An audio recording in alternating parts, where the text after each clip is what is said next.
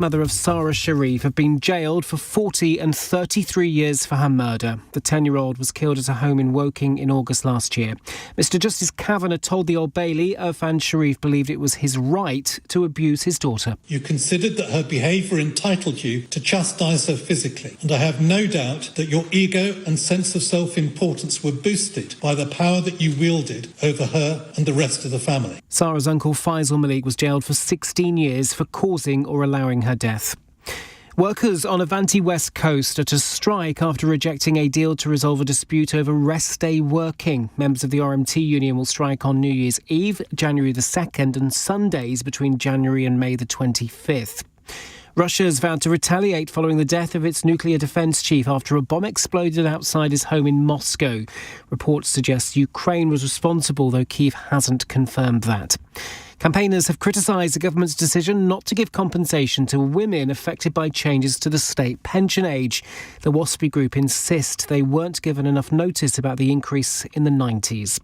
In the city, the FTSE 100's closed down 66 points at 81.95. The pound buys $1.27 and €1.21. LBC weather, a wet and windy night with rain becoming patchier and lighter for most, a low of 5 degrees. From Global's newsroom for LBC, I'm Daryl Jackson. This is LBC from Global, leading Britain's conversation. Cross Question with Iain Dale. Hello, a very good evening and welcome to Tuesday's Cross Question. I'm Iain Dale. It's 2 minutes past 8. Joining me on the panel for the next hour, sitting to my left, is Helen Morgan, Liberal Democrat MP for North Shropshire. You may remember she won a bit of a stonking victory at a by-election. Does that seem a long time ago now? It was 3 years ago yesterday. 3 years ago, feels like a long time goodness ago. me. She now speaks for the party on health and social care. Next to her is Tom Skinner, former Downing Street Special Advisor, now the founding partner of the public relations agency Nexus. To my right, Lin Mei, who's a political commentator and rather shocked me by saying she used to be a housing lawyer, or maybe still are, I don't know. And Chris McEleny is next to her, General Secretary of the Alba party, a very close confidant of the late Alex Salmond. They are here to answer your questions. The number to call, 0345 6060 973. You can text 84850, and of course you can watch us on Global Player. Call 0345 6060 973. Tweet at LBC. Text 84850. Cross Question with Iain Dale. This is LBC. Just before we go to the first question, Chris, you were with Alex when he sadly died in North Macedonia. I wasn't there when he passed. I travelled out immediately after. Right, with the party chair. We used to love having him on Cross Question. Such a character. And it was an awful situation for you all trying to repatriate his body to this country. And then, of course, the sadness of the funeral. I mean, it must have seemed almost for you a sort of an out-of-body experience if you couldn't quite believe it was all happening. I've never dealt with sudden loss before, so it was the first example of that, which I thought was not normal. But then the more I looked into it, very few people have had an experience of sudden loss. Maybe you get some notice with illnesses, etc. So it's been a very sad and difficult period for the past few months. But actually, I felt really happy when I came here, because this was like a really happy place. I forgot how many times Alec was on this show, and actually he'd be sitting here and I'd be on the other side of the window there taking notes, making sure he delivered all his killer lines. And as you know, he was the master of giving the top line. Spin Doctor's nightmare, though. Well, great to watch being interviewed. Perhaps not the easiest to interview. I think some people said it. No, well, I much enjoyed my encounters with him. Right, let's move on to our first question. It's from John, who says, do the panellists recognise our government as a Labour government? You have to think about that question a bit, don't you? Because I know what John means by that. Now, and sadly, we haven't got a Labour representative on the panel tonight. Helen, let's start with you, Helen Morgan. Do you understand what the questioner means by that? Well, my guess would be, are they protecting the most vulnerable people, which is what you would hope to see from this government, and I think hopefully what they would have promised previously. And I think my concern is that they've made a number of mistakes, which mean that they aren't necessarily achieving that.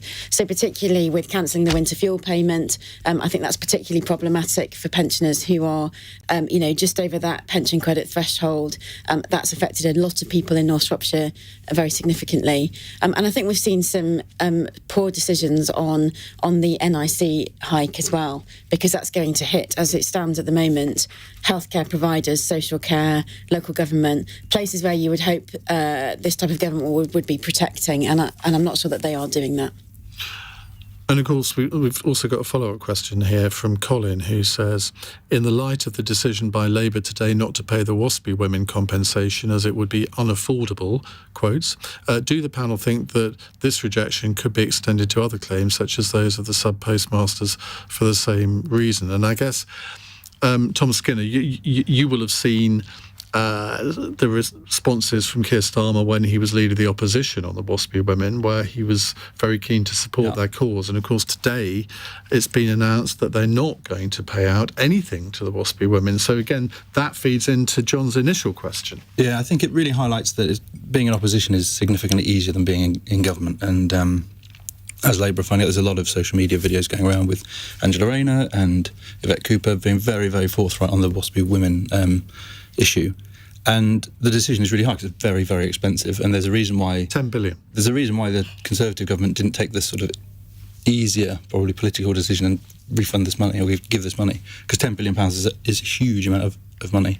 So it's a difficult choice. And to go back to is this a Labour government question, I think the challenge that Starmer is facing is that they spent the whole of the election campaign not putting a vision to the country. They were the sort of hoping, this Ming Vast strategy, hoping that they would gather votes by default by basically not being the Conservative Party, which was hugely effective in terms of the election, but is now causing them a lot of problems in government because they're struggling to communicate what it is they actually stand for, either to their base voters or the wider public. I agree. Well, I think when it comes to the question, we have to ask ourselves, which sort of Labour? Do we mean, Tony Blair Labour? Do we mean Jeremy Corbyn Labour? For many of the supporters of Jeremy Corbyn, even though he massively lost, I think they're absolutely frustrated.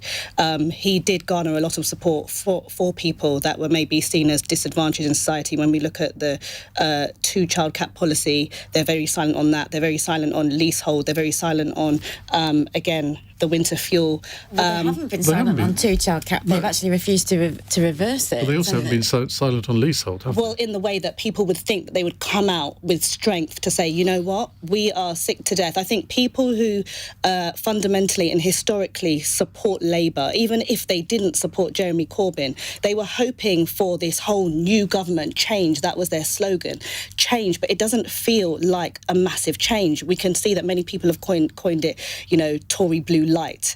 So in response to the question, I think many historical voters do not feel that this is a Labour government because they're not trying to, establish policies that would be for those who are disadvantaged. So I think many are going to struggle, and I think how they've approached various situations has not helped them and will not keep their original voters. Chris? Well, I think they've certainly made tomorrow's job easy for picture desk editors. I can just imagine Keir Starmer dressed as Scrooge on the front page of a few newspapers. But it's just really bizarre. So you're a new government. Times are hard, so you need to set a positive agenda going forward. What do? The first thing you do is you tell, 1 million pensioners in Scotland, about 12 million across the UK, that you're no longer getting your winter fuel payment. Last week, Starmer I think, to be fair, it was only 9 million. Oh, well, I think 10 million across the whole of the UK, including Scotland, England and Wales, obviously, because the figures get aggregated. Okay. But I'll defer to your experience.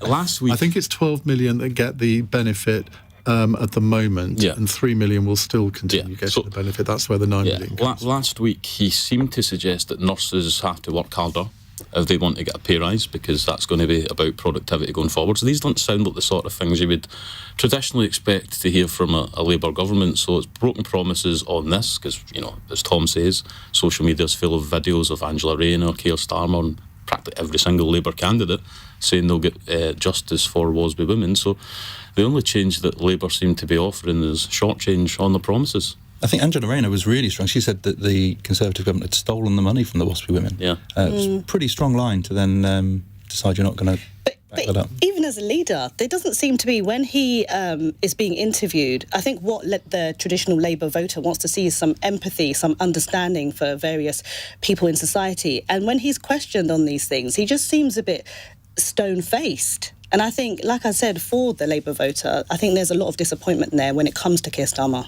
I think historically, maybe not so recently, the public thought the Conservative Party were mean but at least competent, and whereas the Labour Party... Yeah, that argument's gone for a bit, hasn't it? I don't think anybody thought maybe that not they the were last, competent. not the last couple of years. I think that's why they did so badly in the election this year. You know, they had been... No, but traditionally that was the traditionally sort of maybe, pitch. but I think they've lost that reputation. Oh, certainly. I think what Labour are in danger of doing is kind of cleansing that reputation. I think that's the issue. I mean, there's no doubt that Labour have inherited a mess, and I'm not here to argue on behalf of them because Liberal Democrats were fully in support of the WASPy women.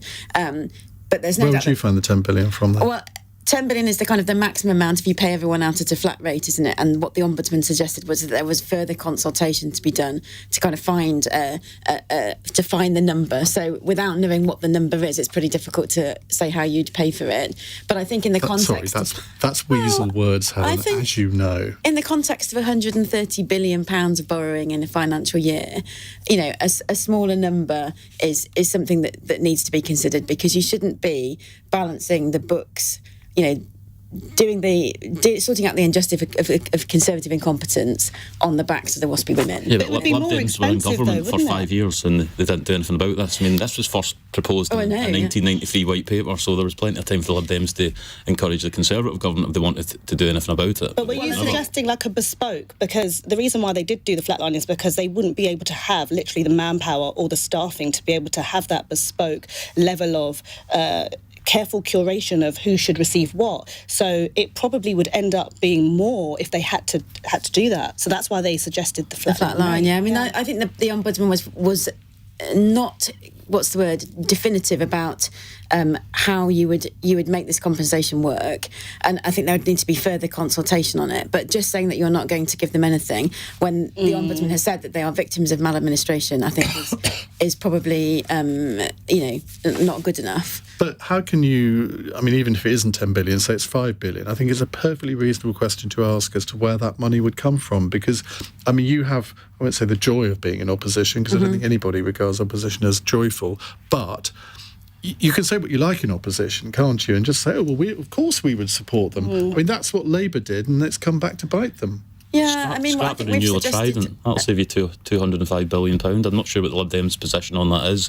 Previously, it was maybe you would go to 2 votes or 3 votes. I think at the last election, you managed to get through the campaign without actually having a coherent defence policy. No, we absolutely backed the nuclear deterrent in our conference in spring 2023, I think. Long time ago now. Politics but I think is about choices. No, we have to keep it. But I think the point really about the compensation is that firstly, we've offered the Labour Party lots of different ideas about where we'd raise that money from. So, for example, reversing the cuts to the bankers' taxes. And also, I think in our manifesto, we committed to say for this particular item that we would borrow for it, because it's a one-off item, it's not a continuing revenue spend. And then you introduce the possibility of a means test state pension, because you want to means test who gets WASPy justice. Well, we've always supported pensioners. We introduced the triple lock when but we what were you're saying is you would means test who gets compensation. So you I think we said we would do further consultation on that, because the Ombudsman's report wasn't definitive about how that compensation would be paid. But I think the key point here is that you have a situation where the Labour government say they haven't got any money to do anything. We know that's the case because of the situation we were in before the election. And now we're saying these women who have been found by an ombudsman to have been victims of maladministration aren't entitled to any kind of compensation whatsoever. That doesn't seem to be very fair to me. OK. We'll move on to other subjects in just a few moments' time. You're listening to Cross Question on LBC. It's 8:15. This is LBC. Hey, Harry.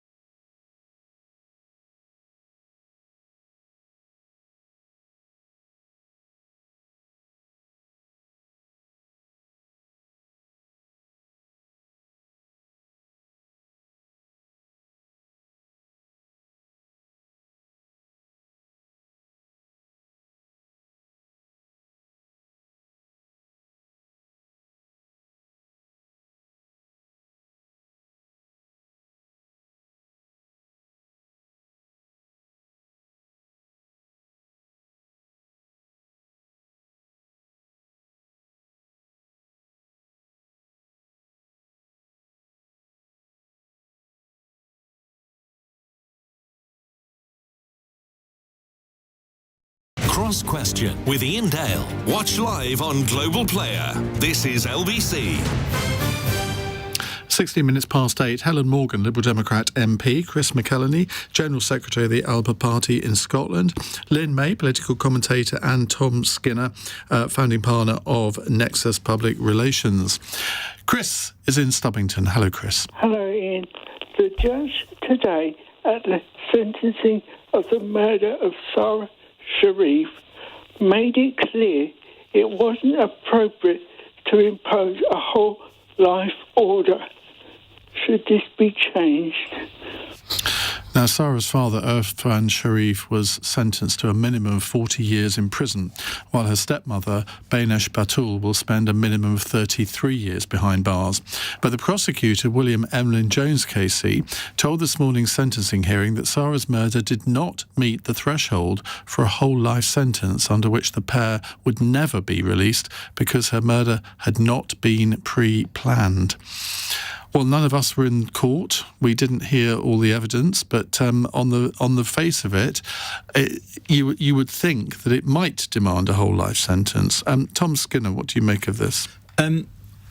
If again, not in court, didn't hear the evidence, but my starting point for murder would be whole life sentence, and then work backwards there on the circumstances involved. So if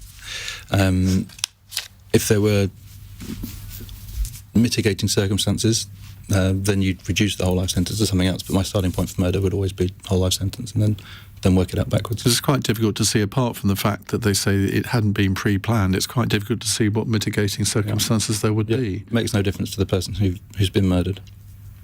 Chris? Well, I don't know what age they are. The length of the sentences may well be that they become whole life sentences. Well, I think they're in, I'd say, 30s. Well, perhaps, maybe not.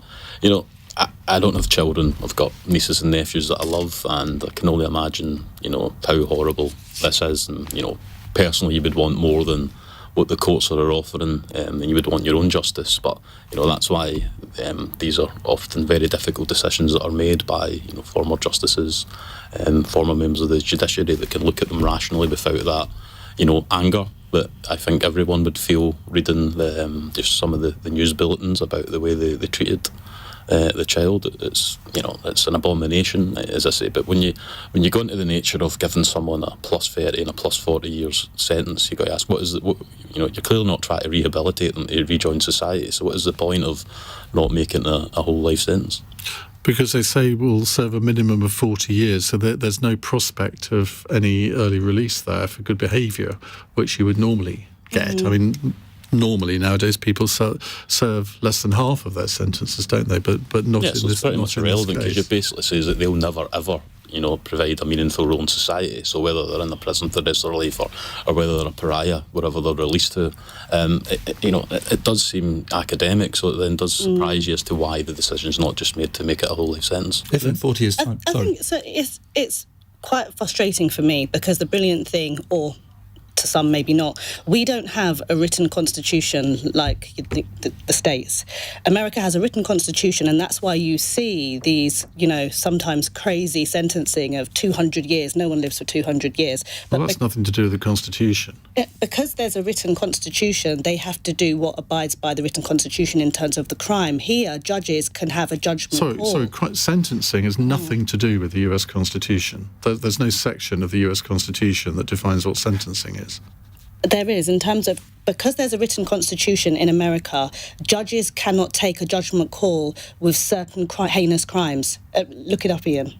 They can't take a judgment call. Well, you're the lawyer, so I suppose I should. I'm happy for you to look it up. bow to you on this. I'm happy for you to, but I'm also happy to be corrected.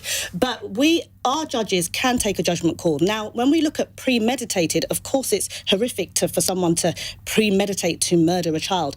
But those people, the father and the stepmother and the uncle, should have known that the pain and the damage and the horrific, violence that they inflicted on Sarah would have led to death.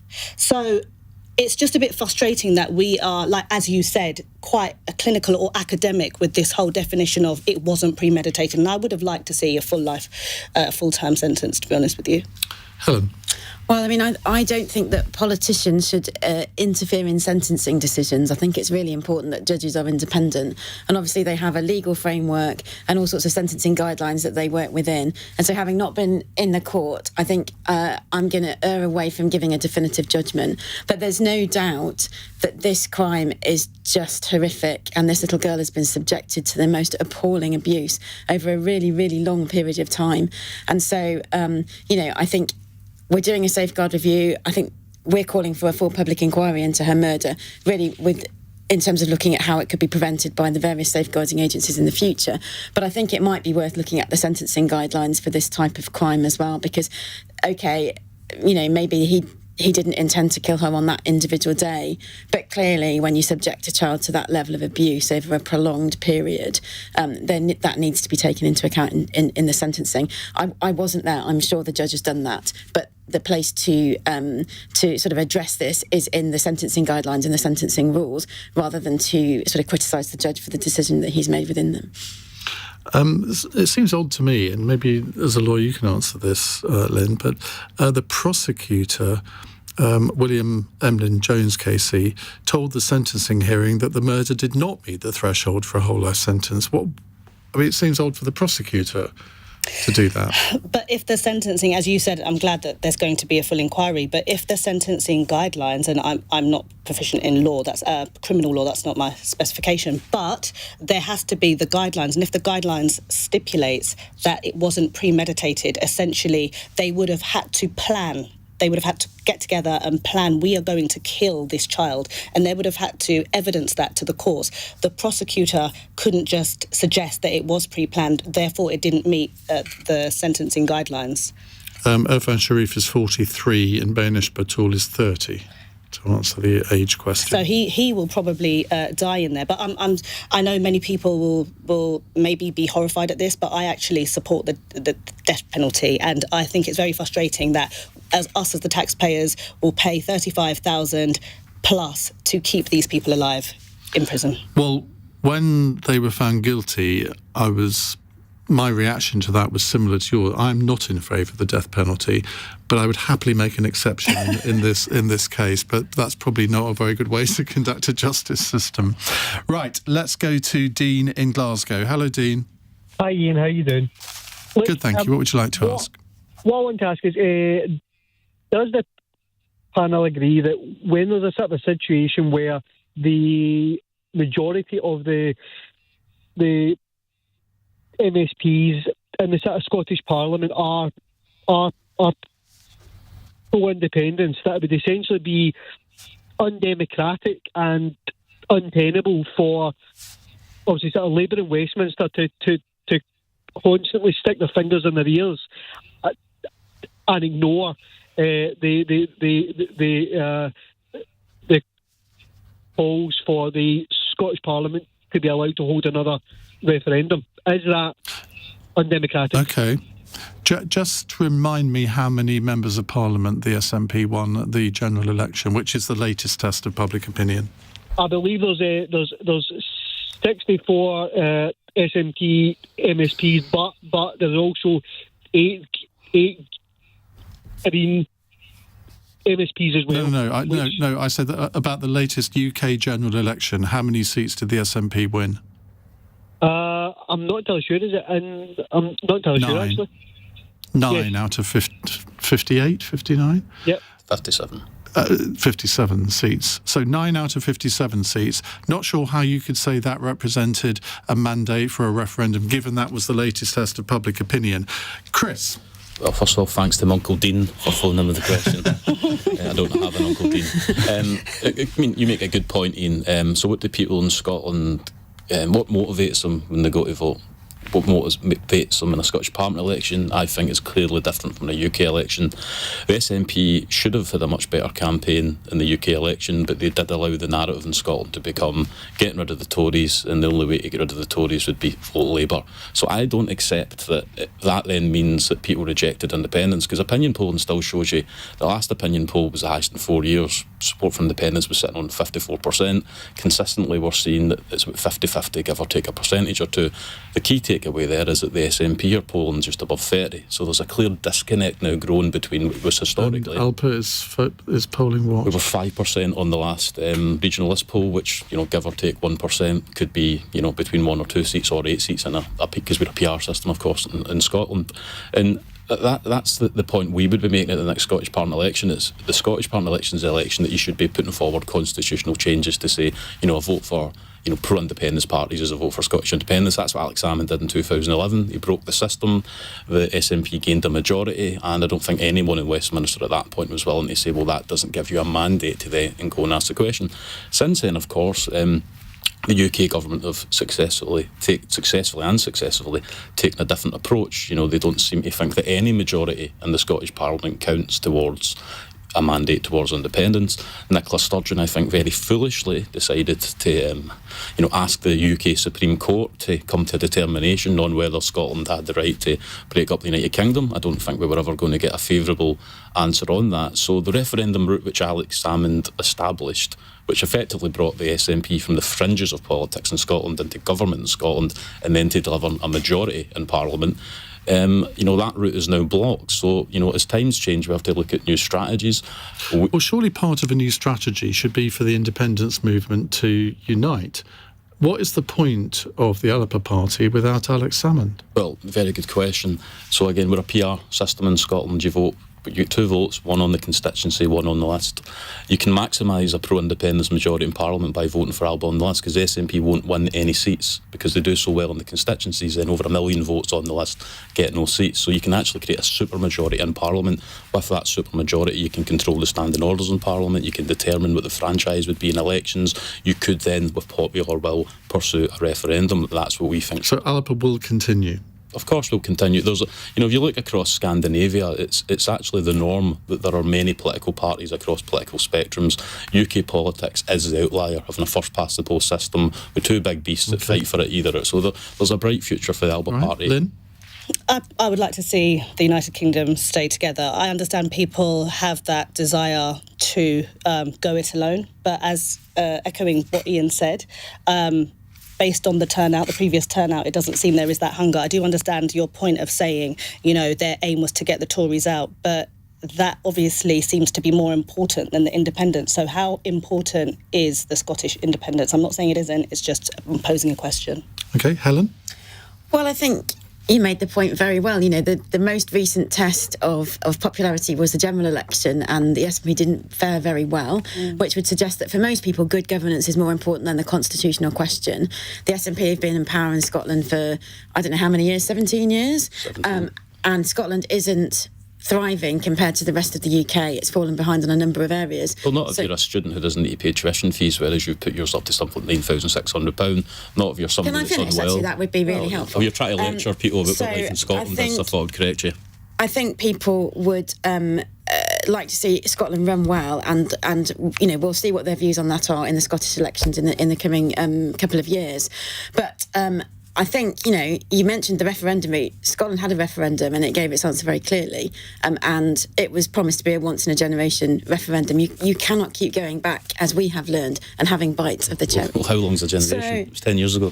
Well, I'm pretty sure you did campaign for a second Brexit referendum. Did your party, I don't know if you stood in the 2019 general election, but you stood on a manifesto where you did want to go back and have a second bite of the cherry on Brexit. Absolutely, and it was fundamentally rejected, and so you have to accept that. Surely then we're entitled to stand in elections promising a referendum if we win and if we secure a popular mandate. The result of the vote that's just happened, and as I say, the most recent test in Scotland has been that you crashed from 30-something MPs to 9. There's no indication in actual, polling doesn't actually tell us how people are going to vote, and there's no indication in the votes that have happened that people are hungry for independence. There's a lot of indication that they want to see change and an improved situation for Scotland. Tom. No expert on this at all, but as someone who worked for Britain Stronger in Europe in 2016, I'm a passionate anti-referendumer. So I would ban all referendums. Just because you're a loser. I'm over it now, but I'm passionately Have you actually won an election, Tom, that you've been involved in? Yeah, plenty. Just not recently. Well, Mrs. Thatcher had the same view as you. She was always apparently of the view that a a majority of Scottish MPs in the UK Parliament was what constituted a mandate for independence. But obviously we've had that on several occasions now, and that was ignored. Well, she was right on that and right on everything, I think you'll agree, Chris. I always remember one of the first time I interviewed Alex Salmond, he got himself into a lot of trouble by praising Margaret Thatcher, which was dominated the Scottish newspaper. Do you remember that? I remember that. Like 3 days, it was like banner headlines. I actually thought that he might have to resign over it, and I think he did. He told me he did at one point too. Anyway, enough reminiscing there. We've got many more questions to come. 0345 6060 973 if you'd like to ask our panel a question over the next half an hour. It's 8:31, news headlines on LBC with Daryl Jackson. A judge says the abuse of Sarah Sharif carried out by her father and stepmother was inconceivable as he passed sentence. Irfan Sharif was handed a minimum of 40 years, while Binash Batul will spend at least 33 years in prison. Well, following Sarah Sharif's murder, councils in England will soon have to make a register of children who are being homeschooled. She was killed just months after being taken out of lessons and taught at home. Downing Street says the UK won't mourn the death of a Russian general killed in Moscow this morning. It's understood Ukraine was behind an explosion killing Igor Kirillov earlier. LBC weather, wet and windy tonight, with rain becoming patchier and lighter for most, staying heavy in the northwest and a low of 5 degrees. This is LBC.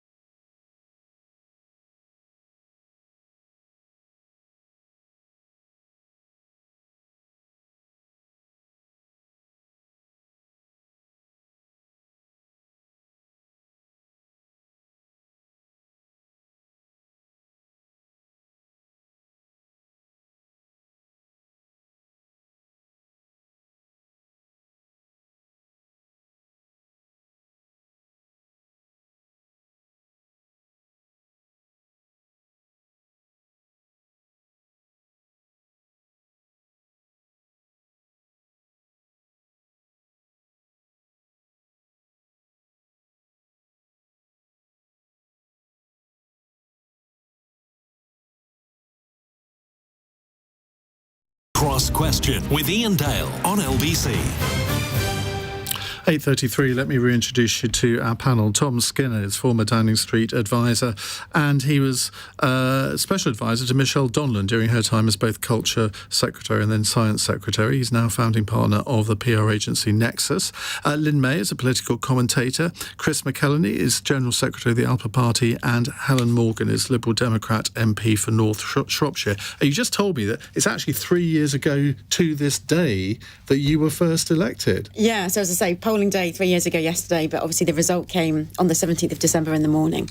Does it seem like 3 years? Because it's been, I mean, you weren't expecting to be an MP, were you? Oh, absolutely not. No, my whole life changed in the space of about 6 weeks. It's absolutely whizzed by, and in some ways it feels as if it was yesterday. But as you get into the sort of cycle of being an MP, it does feel a bit more normal and a bit more natural now. Somebody told me earlier that you're considered the funniest Liberal Democrat MP. I can't. I don't know who might have said that. I'm tempted to say, go on, make us laugh. I was going to say, probably not the kind of jokes that I can repeat on the radio. No, feel free. We'll take them all. Right, let's go to a text question from Jamie. Should we really let Elon Musk bankroll Nigel Farage's party? Well, the Reform leader and his new party treasurer, Nick Candy, met with Musk at Trump's Florida home, Mar-a-Lago, yesterday. And Nigel Farage says Musk is giving serious thought to donating to Reform, and that we are in negotiations about whether he can help, though he downplayed suggestions that Musk could donate as much as $100 million to Reform. Now, party funding is always a massive issue, but we don't normally talk about donations of this nature or this huge amount. Tom Skinner. Well, Musk himself isn't a permissible donor, so he wouldn't be allowed to make any donation, but he probably could find a way through the UK arm of one of his companies to make the donation, which does put the Electoral Commission in a difficult position, because who's ultimately making that decision? Is it, if it's a decision by Musk to tell X in the UK... So he would do it through X or UK Tesla. yeah. Which then they'd have to prove that it was that company making the donation rather than Musk doing it himself. And probably the problem that Reform got themselves into is because this is now described as Elon Musk's donation to Reform, people will be looking for that clear link. Whereas if it had been slightly more sort of cloak and dagger under the radar and Tesla just made a big donation to Reform, it would have been much easier for them to justify. So I think they have to be very careful not to get themselves in real hot water if he does make a big donation. So you think it's a serious possibility that the Electoral Commission could turn it down? There's definitely that possibility, because you've got to prove where all your funds come from. But in a sense, that would absolutely play into Nigel Farage's hands, wouldn't it, from a reputational point of view, because he'd say, here we are, the establishment, they're all against me. Yeah, it definitely would. It would really help his insurgency and the anti-establishment narrative, for sure. Helen? I'm not sure that people in the UK want to see international billionaires influencing the outcome of our elections, because even if you're a fan of Elon Musk and Donald Trump, and obviously I'm a Liberal Democrat, don't really share their values, it could be some other billionaire with a much more concerning background, couldn't it? It could be a foreign dictator, somebody connected with Russia. If all you have to do is set up a company here and kind of channel it through, that's really, really concerning. So I think as a point You of mean principle, like your Liberal Democrat donor did? What's his name? Michael, somebody in 2005 donated £2 million fraudulently. I don't recall that. It's going back a long time. Yeah, that is going back a long time. But I think we're talking about, well, it wasn't quite at school. I wish. But I think we're talking about, billions and billions of pounds, or, what is this, 78 million pounds if you turn dollars into pounds, potentially an unlimited amount if it's coming from a billionaire, which could really have a material impact on the outcome of an election.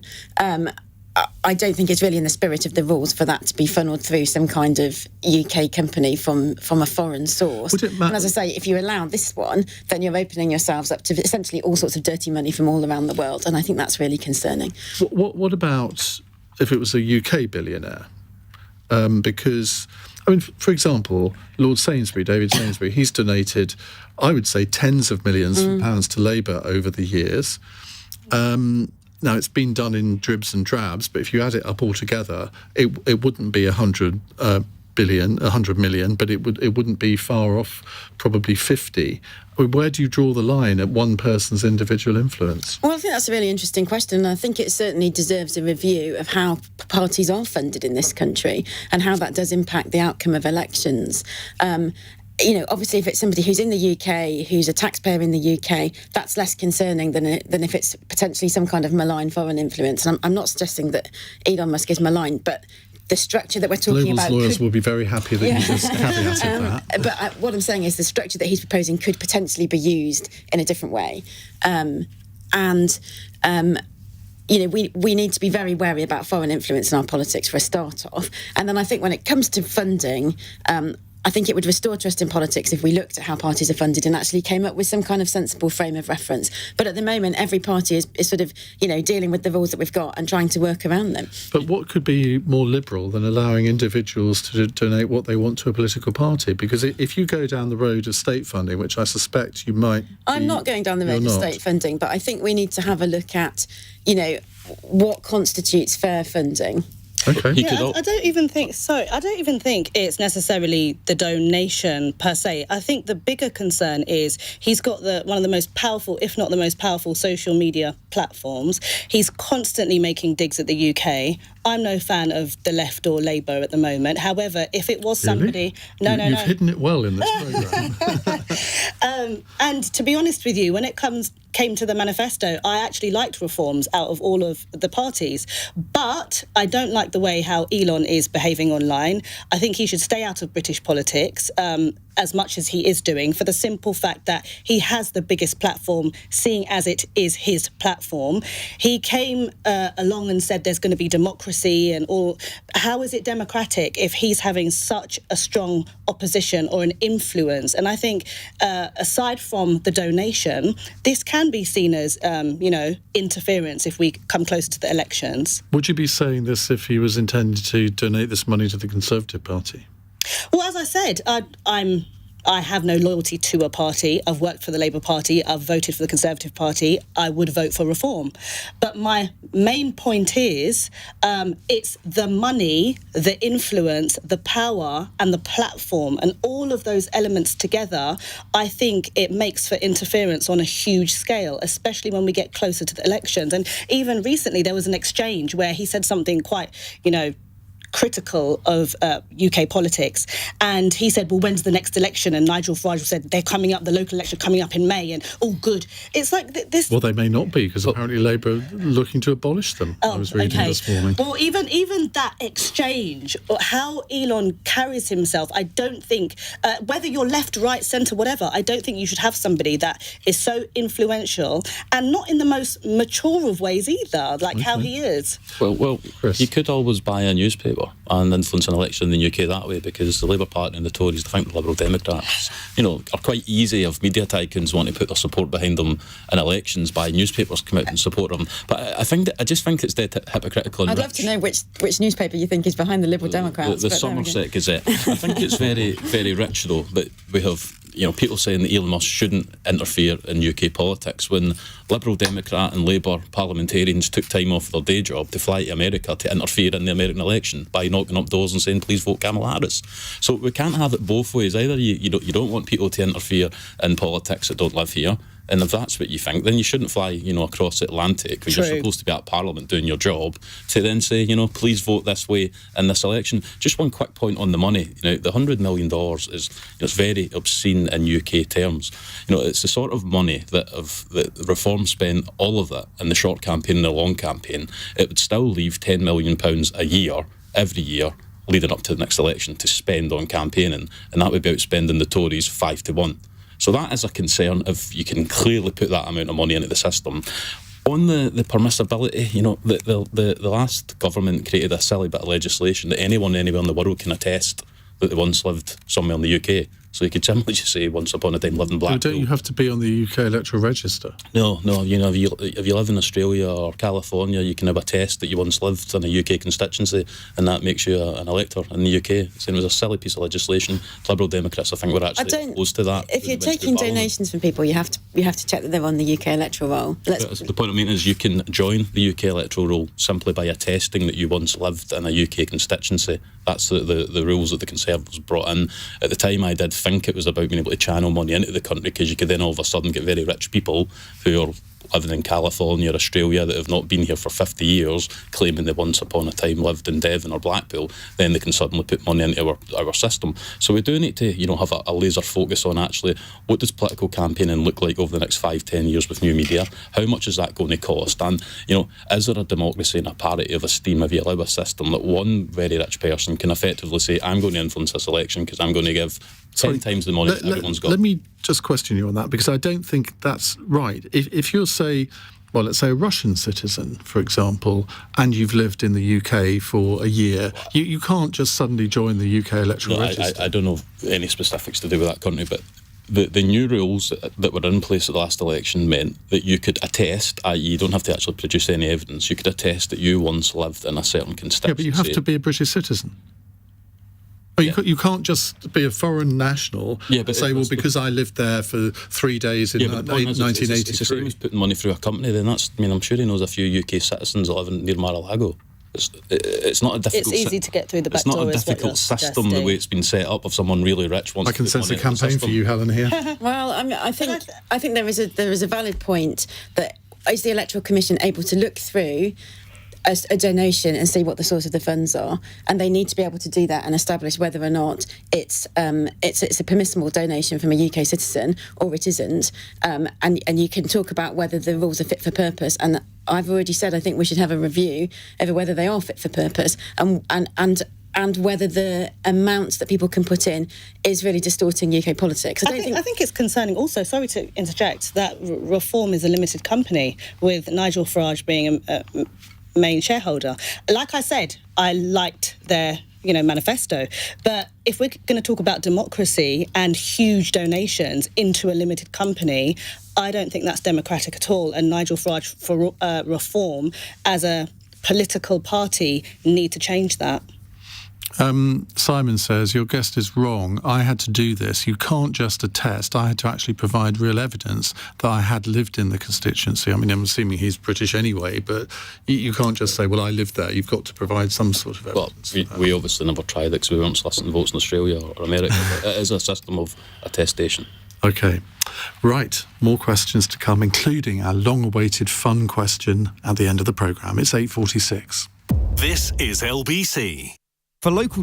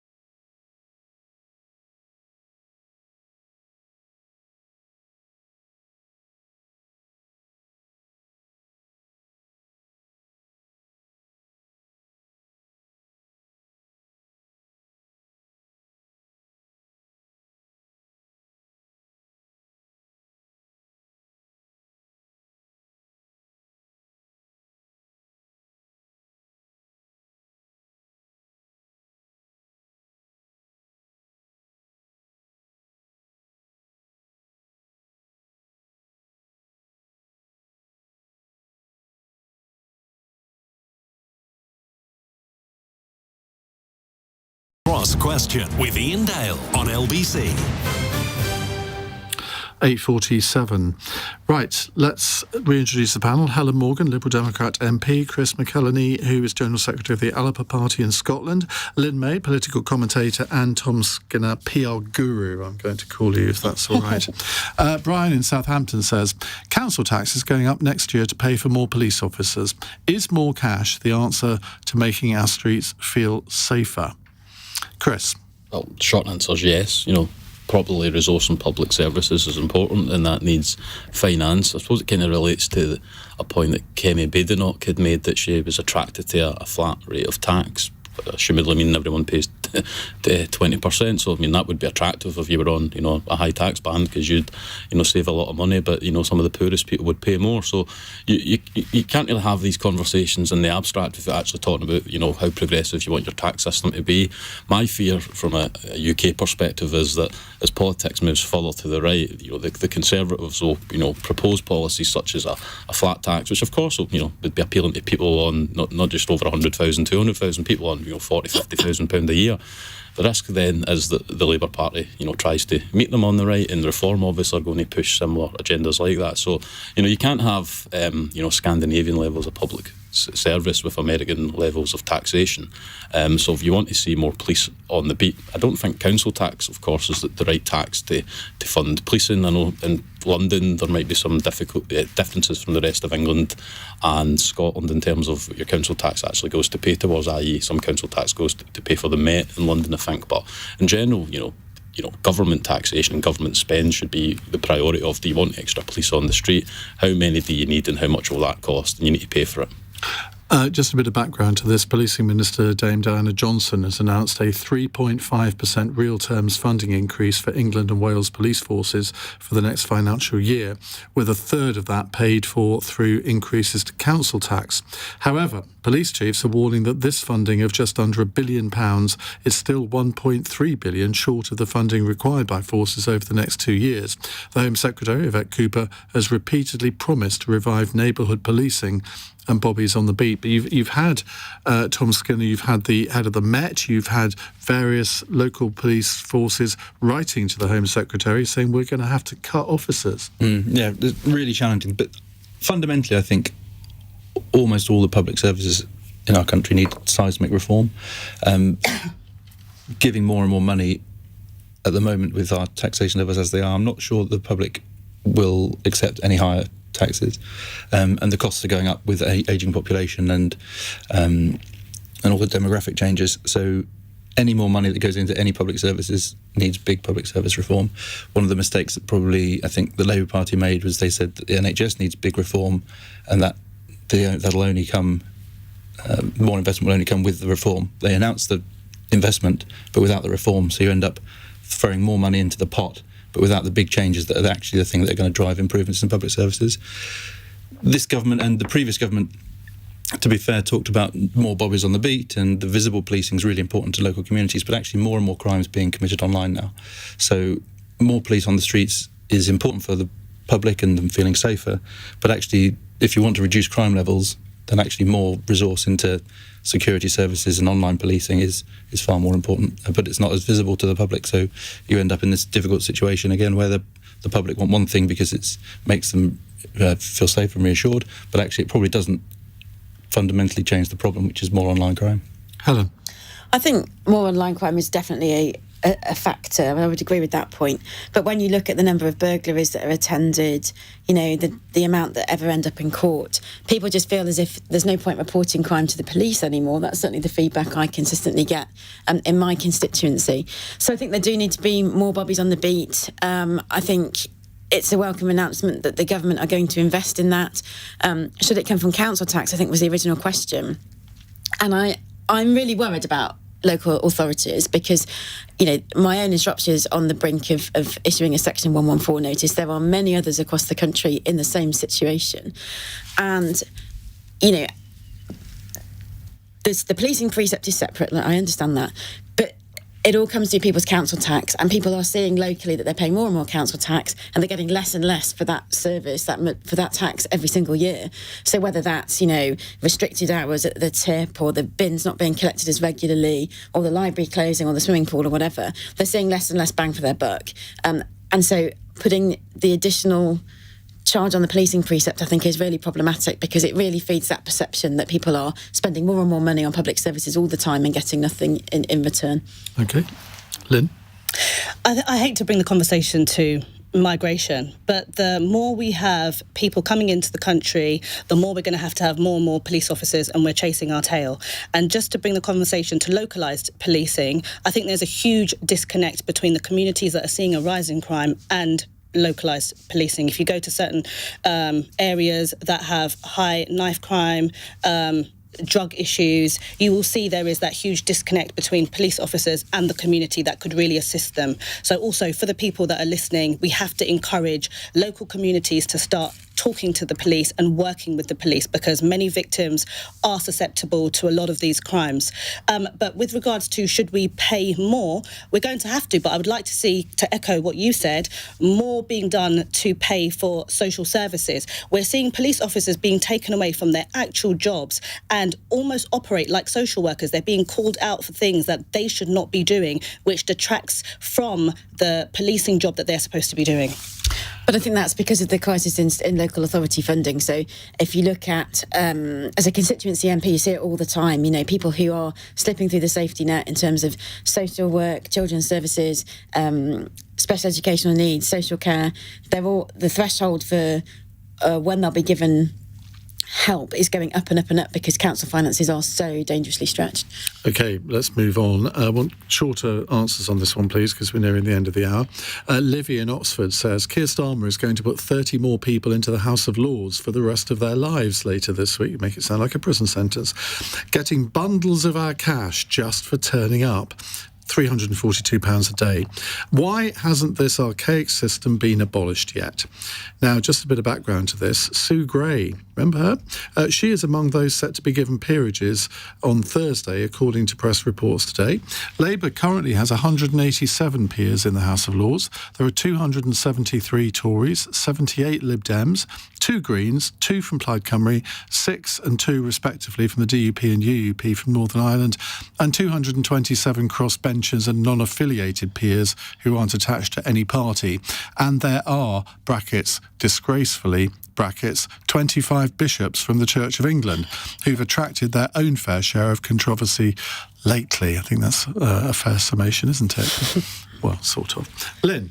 Okay, quick answer. I think that we should only keep the House of Lords if we can elect them. I don't see why we're still having unelected people that are making huge decisions on behalf of the public, especially as you said previously, not all turn up, many fall asleep. And I just don't think it's fair on the public to see people that receive this amount of money when they do turn up, and we had no say in who's chosen to become, a peer. But it does sort of work as a revising chamber, doesn't it? I mean, that's the problem I kind of agree with you. Do you not think we should have a say-so, though? Well, I do, but I sometimes think we should be careful what we wish for. Because it does work in terms of revising legislation. To me, I think it stinks of cronyism. Oh, I'm going to, suggest you as a peer and you can become a member of the House of Lords. Well, why don't we get a say of those who actually have a passion for it instead of the title? I think many people are happy to have the title and they don't necessarily take the job as seriously as we would hope because they know that they're just going to get it without our influence and our involvement in the decisions. Let's hear from the future Lord McEleny. Well, there are no Scottish nationalist members of the Lords. Perhaps that's why it's so boring. I don't know. But I think Ian Blackford plans to change that. Lord Blackford of Humblecroft, someone very nastily said one time. Not to cast any, ill thought against Iran, but I think Iran is the only other legislative body in the world that clerics actually sit in a revising chamber. So I guess it's not very normal to have that system. I mean, the reason it never gets scrapped is governments want to protect majorities. So when Labour, I think, they get about 80 of a deficit you just read out there. So Starmer obviously has to flood it with Labour peers so that he can protect his own legislation. 5-10 years Starmer's gone, the Tories come back in, maybe one day Lord Dems, and they then flood it with their own people. So people say things in opposition, such as Labour, since I think it was 1904, the first pamphlet that people have evidence of Labour saying we'll scrap the House of Lords, and every time they get into government they renege on that promise. But of course Starmer's going to be known as the Prime Minister that reneged on promises. Well, he wouldn't be alone in that, would he? William says, I want to hear more from the Alba bloke.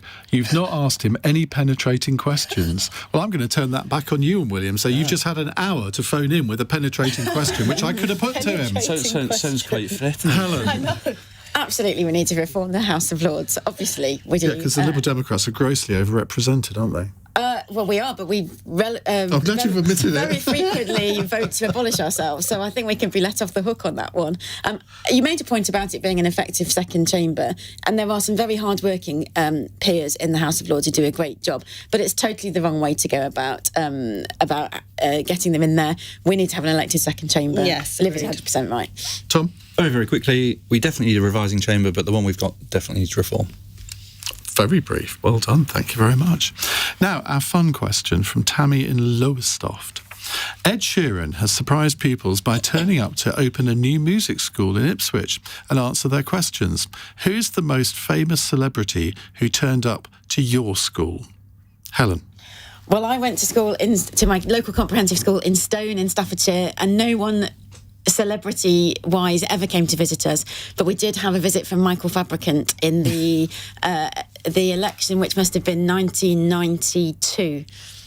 So there you go. And you've clearly remembered it. Stick in my brain forever. Because of his hair? Just because of his personality. He's a massive personality. He came in, he was very strident about his views, had a bit of an argy-bargy with him.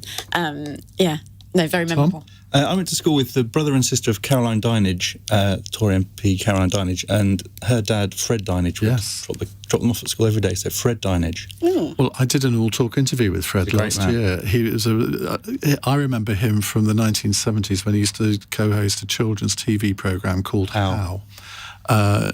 go back and listen. All about it. It was a brilliant programme, and do listen to the interview I did with him. If you scroll down the All Talk feed, it's probably about the middle of last year. I'm going to come to you last, Lynn, because you're going to be showing off here, I know. Chris? Well, coming from a small west of Scotland town, you're a bit disadvantaged here. Twiggy apparently once went to a house party in Gourock in the 1960s. And I know a guy that, used to be a councillor with me, says he was at it, and I thought it's pretty cool. He claims When you say at it? At the party. Oh, right. He did tell me that's when miniskirts became popular in the town, so I thought it was pretty cool. But I guess the only person that I ever remember coming to my school that I thought was really top draw celebrity was Santa Claus. I thought, coming to my school, he could have went to any school in the world. Amazing. Lynn? It's not fair to involve me in this question, but my secondary school, Leona Lewis went to my secondary school and gets the rapper, and then I went to the Brit School of Performing Arts, and like a lot of people went there. So I'd say the most famous person who was the year above me was Adele. We used to get on the train every day together on the Victoria line. Did you speak to her? Yeah, we did a lot of shows together, so my year and her year. Because I've always thought I'd like to be friends with Adele. Yeah. She's just got that sort of personality. I'm not going to claim to being her friend, but we did a lot of projects together. The most famous person that came to my school was Shirley Williams. And I remember when I interviewed her once, I said, you were the first politician I ever met, and you turned me into a raving Thatcherite. She thought it was hilarious. Now, thank you all very much for coming in today. On tomorrow's panel, it's the last cross question before Christmas. We have a slightly different panel to normal. We have the songwriter and rapper Fuse ODG. We have the broadcaster Liz Kershaw, the comedian and journalist Alba Vidal, and the economist Dr. Linda Yu. It's going to be fun tomorrow. We're going to have a little bit of music on the programme from Fuse ODG. If you've never heard of him, look him up. Look up the song called Dangerous Love, and I challenge you not to want to download his entire back catalogue, because that's what I did. Coming up in the next hour, we're going to be asking you why it is that, according to opinion polls, Keir Starmer is more unpopular after 5 months than any other Prime Minister over the last 40 years. I want to ask you why that is. It's not me saying that, it's you saying that. It's not me being anti-Labour, it's you saying that you don't like the job that Keir Starmer is doing. And I wonder whether this WASPy Women decision today is, at least in part, explains it, where he's constantly made promises and then gone back on them. And that's maybe not what you expected from Keir Starmer as Prime Minister. 0345 6060 973 is the number to call.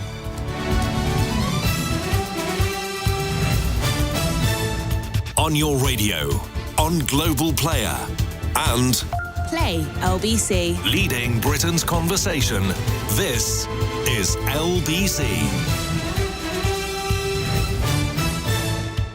From Global's newsroom, the father and stepmother of 10-year-old Sarah Sharif have been sentenced to at least 73 years between them.